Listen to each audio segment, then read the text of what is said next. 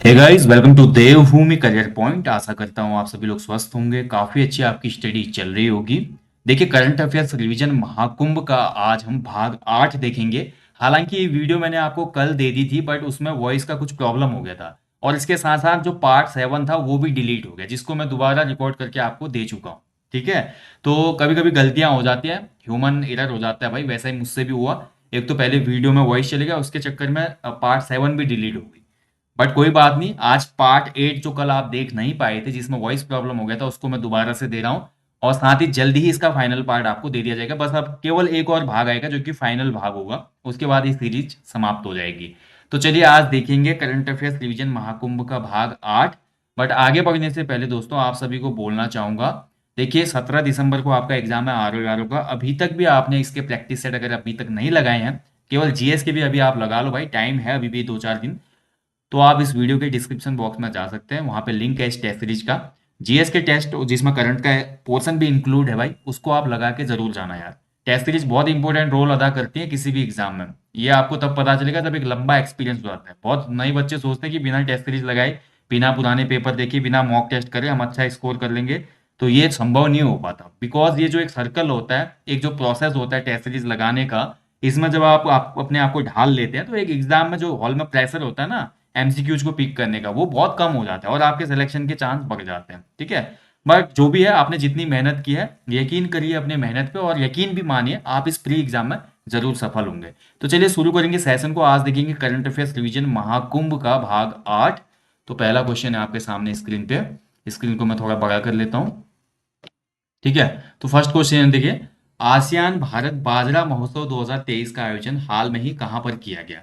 तो सबसे पहले तो आप सभी को देखिए, बाजरा जो है, बाजरा एक मिलेट होता है भाई। मिलेट मतलब मोटा अनाज। और आप सभी को पता है, संयुक्त राष्ट्र संघ यूनाइटेड नेशंस ऑर्गेनाइजेशन ने वर्ष 2023 को पोषक अनाजों का वर्ष या मोटे अनाजों का वर्ष घोषित किया है। सबसे पहला पॉइंट तो ये बहुत इंपॉर्टेंट है, आपको याद करना है भाई। ये क्वेश्चन बनेगा एग्जामों में, आने वाले एग्जामों में भी बनते रहेगा, देखना ये क्वेश्चन क्योंकि इंपॉर्टेंट है। और इसके तहत देखा होगा आपने, उत्तराखंड में भी हमारा क्या हुआ था, जो हमारा मिलेट महोत्सव हुआ था, देहरादून में हुआ था ना मिलेट महोत्सव।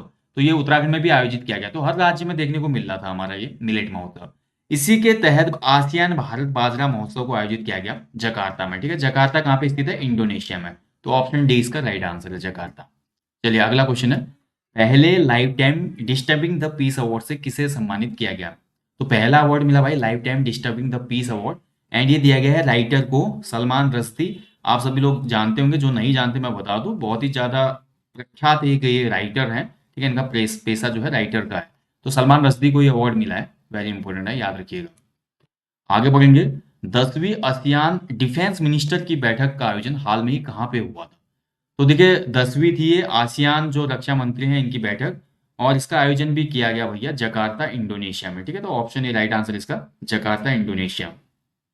आगे बढ़ेंगे, 9वें भारत अंतर्राष्ट्रीय विज्ञान महोत्सव का आयोजन कहाँ पर होगा। तो 9वां जो हमारा भारत इंटरनेशनल साइंस जो फेस्टिवल होगा, इसको आयोजित करवाया जाएगा हरियाणा राज्य में। ठीक है, तो ऑप्शन इसका राइट आंसर है, हरियाणा राज्य में। आगे बढ़ते हैं, हाल में ही किसके द्वारा अकेलेपन को एक गंभीर वैश्विक स्वास्थ्य खतरा घोषित किया गया है। ध्यान रखेंगे, देखिए अकेलापन जो होता है, इसको एक गंभीर वैश्विक स्वास्थ्य खतरा घोषित किया गया, यानी कि अकेलापन अपने आप में ही एक क्या है, डिप्रेशन है। ठीक है। अकेलेपन को भाई देखिए, काफी लोग सोचते हैं कि हम अकेले रहते हैं और हम सही हैं और हम जो कर रहे हैं बिल्कुल सही काम कर रहे हैं। बट आपकी जो अच्छी जो भी आप अच्छी एक्टिविटीज कर रहे हो, या जिन भी कामों में आप व्यस्त हो, और बिल्कुल अकेले करके करते हो काम, तो आपका ये कहीं ना कहीं होता है, मंत्र मुग्धता जो होती है, वो भी कहीं ना कहीं डिप्रेशन का एक लक्षण माना जाता है। ये भी याद रखना आप लोग। ठीक है, इसलिए अकेले रहने से बचें। इंट्रोवर्ट होना अच्छी बात है, बट कुछ समय के लिए। हमेशा इंट्रोवर्ट बने रहना भी अच्छा नहीं है। और डब्ल्यू ये बोलता है भाई, ये एक गंभीर समस्या है, वर्ल्ड हेल्थ ऑर्गेनाइजेशन, ऑप्शन है। और अकेलेपन को गंभीर वैश्विक स्वास्थ्य खतरा घोषित किया गया है। और स्वास्थ्य संगठन ने यह भी बोला है कि अकेलेपन का जो मृत्यु प्रभाव है, ये प्रतिदिन 15 सिगरेट पीने के बराबर है। यानी कि जो आदमी अकेला रहता है ना, मान लीजिए उसको इतना इफेक्ट पड़ रहा है उसकी बॉडी पे, जितना 15 सिगरेट पीने से होता है। तो इसलिए दोस्तों, अब कभी भी अकेला ना रहें, अपने जीवन में अच्छे दोस्त बनाएं। ठीक है, अच्छे और बुरे दोस्त होते रहते हैं लाइफ में। लोगों के बीच में जाएं, संवाद करें, और फैमिली से भी संवाद करें। ज़्यादा अकेले रहने की कोशिश ना करें। केवल गर्लफ्रेंड बना लेने से, बॉयफ्रेंड बना लेने से और काम नहीं चलता जीवन में, बेस्ट फ्रेंड भी होने चाहिए, ठीक है, बीवी, वेरी वेरी बेस्ट फ्रेंड भी होने चाहिए लाइफ में, जिनके साथ आप सब कुछ साझा कर सकते हो। उसके अलावा अगर देखिए आपको लगता है इन चीज़ों में भी आप सही से नहीं कर पाते, तो मैं आपको एक एडवाइस करना चाहूँगा, आपको अपने आप को किसी ऐसी एक्स्ट्रा करिकुलम एक्टिविटीज़ में इन्वॉल्व करना चाहिए, लाइक सिंगिंग आपको कर सकते हो, या आपको गिटार बजाना सीखना चाहिए, या आपको गेम खेलना चाहिए कोई ना कोई, ठीक है, एक पार्टिकुलर गेम को पकड़ लो, आप बैडमिंटन पकड़ लो, या आप रनिंग के लिए चले जाओ, या इसके अलावा बहुत से ऐसे एक्टिविटीज जो हैं जो आप करके अपने आप को इन्वॉल्व कर सकते हो। बट हमेशा मेंशन करना, अकेलेपन में खुद को रखना, ये कहीं ना कहीं एक गंभीर वैश्विक स्वास्थ्य के लिए खतरा है भाई, ध्यान रखिएगा इसको। डिप्रेशन इसी को कहा जाता है, ठीक है, डिप्रेशन कोई अलग ही नहीं होती चीज, अकेलापन भी एक डिप्रेशन। भारतीय रेलवे द्वारा किस वर्ष तक वेटिंग टिकट को खत्म कर कंफर्म टिकट प्रदान करने की घोषणा की गई है? अभी तक आप देखते हैं कि रेलवे में हम टिकट भी बुक करते हैं तो क्या होता है कि रेलवे बोलता है कि आपका वेटिंग लिस्ट में टिकट है, इतनी की वेटिंग है, ये है, फलाना है, ठीक है, और जिस दिन हमारा टिकट क्या होता है उस दिन कंफर्म भी हो सकता है टिकट, नहीं भी हो सकता है, तो हम असमंजस की स्थिति में रहते हैं। अब रेलवे बोलता है भाई चिल करो, अब ऐसे असमंजस की स्थिति से हम आपको बाहर लाएंगे, एंड 2027 तक हम आप केवल और केवल कंफर्म टिकट की पुष्टि करेंगे, ठीक है, केवल कंफर्म टिकट की बात होगी, वेटिंग का सिस्टम ही हम खत्म कर देंगे 2027 तक। माउंट एवरेस्ट के पास 21,500 फीट से स्काई डाइविंग करने वाली पहली भारतीय महिला हाल में ही कौन बनी है? तो माउंट एवरेस्ट से स्काई डाइविंग की भाई, और ये पहली महिला बनी भारत की, शीतल महाजन, ठीक है, ऑप्शन सी इसका राइट आंसर हो जाएगा, शीतल महाजन राइट आंसर है इसमें। उच्च न्यायालय द्वारा किस राज्य के स्थानीय युवाओं को 75% रिजर्वेशन देने वाले कानून को हाल में ही रद्द कर दिया गया है? तो जो लोकल युवा हैं उनको 75% रिजर्वेशन, ये कानून बनाया गया था जिसको रद्द कर दिया गया, किसके द्वारा? राइट आंसर हो जाएगा, कौन से राज्य की घटना है? हरियाणा की, ठीक है, तो ऑप्शन सी इसका राइट आंसर हो जाएगा, हरियाणा। मिस यूनिवर्स 2023 का खिताब सैनिस पलासियोस ने जीता है, वह किस देश की है? ठीक है, तो मिस यूनिवर्स वेरी इंपॉर्टेंट है, देखिए मिस वर्ल्ड से क्वेश्चन बनता है, मिस यूनिवर्स से क्वेश्चन बनता है, एंड मिस इंडिया से भी क्वेश्चन बनता है, तो कुछ ये ऐसे हमारे जो आयोजन होते हैं, तो ये आपको याद रखना है कहाँ पे होते हैं और कौन इसको जीत रहा है, तो बहुत इंपॉर्टेंट है, ठीक है। तो राइट आंसर हो जाएगा इस क्वेश्चन का, मिस यूनिवर्स 2023 का खिताब जीता सैनिस, सैनिस पेलासियो है वैसे इनका नाम, पेलासियोस दिया है यहाँ पे, सैनिस पेलासियोस, जो कि निकारागुआ के हैं, ठीक है, ऑप्शन डी इसका राइट आंसर हो जाएगा, निकारागुआ की, ध्यान रखेंगे, ठीक है, बहुत इंपॉर्टेंट है। और मिस यूनिवर्स 2023 में भारत की मैं बोलूँ तो भारत की जो टॉप 10 में जगह बनाने में गई थी, भारत से भी टॉप 10 में, लेकिन जगह नहीं बना पाई वो, ठीक है, शारदा थी, मिस शारदा थी इसमें हमारी कंटेस्टेंट, बट वो जगह नहीं बना पाई, ठीक है, तो भारत इस बार नहीं जीत पाया भाई मिस यूनिवर्स। और देखा जाए तो भारत ने, देखिए मिस यूनिवर्स अगर क्वेश्चन बनता है कि भारत ने अभी तक मिस यूनिवर्स का खिताब कितनी बार जीता है, तो इंडिया ने 3 बार मिस यूनिवर्स का खिताब जीता है, ठीक है, 3 बार। मैंने पिछली किसी वीडियो में भी आपको बताया था कि 3 बार, 3 जो है मिस यूनिवर्स भारत से बनी है। पहली मिस यूनिवर्स थी भारत से कौन? सुष्मिता सेन, ठीक है, दूसरी थी हमारी लारा दत्ता, और तीसरी थी हमारी हरनाज संधू, रिसेंट जो बनी थी हरनाज संधू थी वो।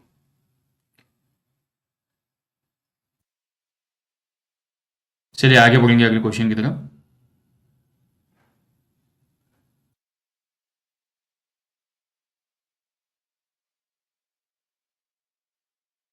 चलिए, यहाँ पे एक चीज मैं आपको क्वेश्चन करता हूँ, कमेंट करिएगा, मिस यूनिवर्स 2023 जो हुआ था ना, इसका वेन्यू कहाँ था, ये आप मुझे कमेंट बॉक्स में बताएंगे, इसका वेन्यू कौन से देश में था?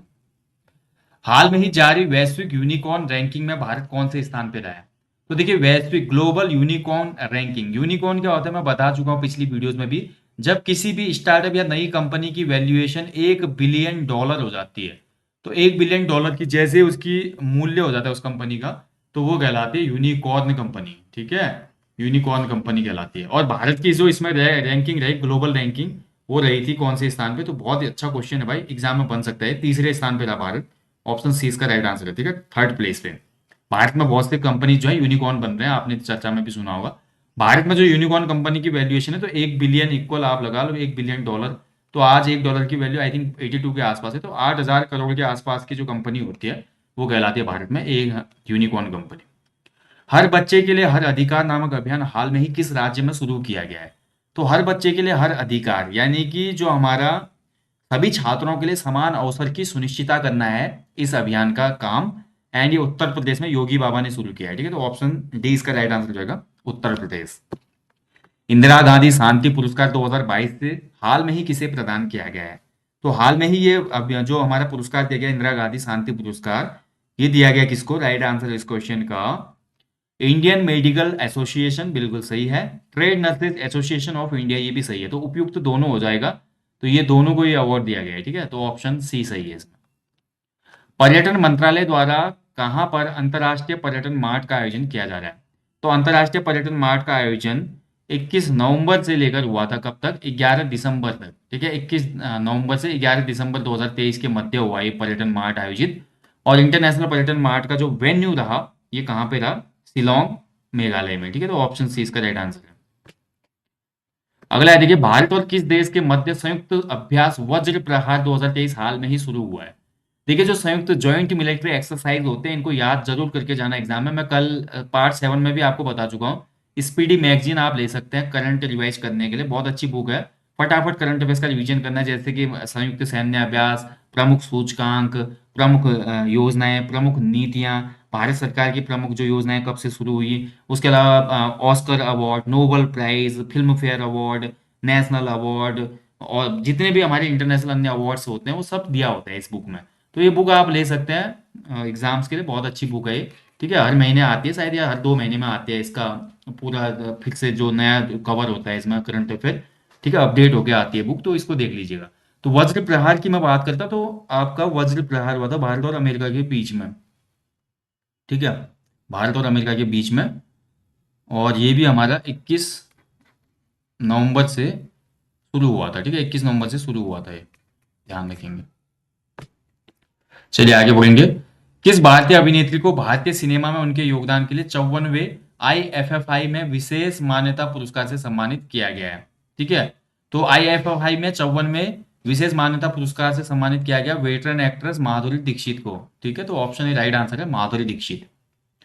आईसीसी द्वारा पुरुष अंडर 19 विश्व कप 2024 को श्रीलंका से कहां स्थानांतरित करने का फैसला लिया गया है? तो देखिए, आपने देखा होगा 2023 का जब वर्ल्ड कप चल रहा था, श्रीलंका के खिलाड़ी एंजेलो मैथ्यूज, ठीक है, एंजेलो मैथ्यूज, ये नाम आपको याद होगा, क्योंकि एंजेलो मैथ्यूज बने थे टाइम आउट वाले पहले खिलाड़ी, पहली बार टाइम आउट होने वाले खिलाड़ी बने थे ना ये।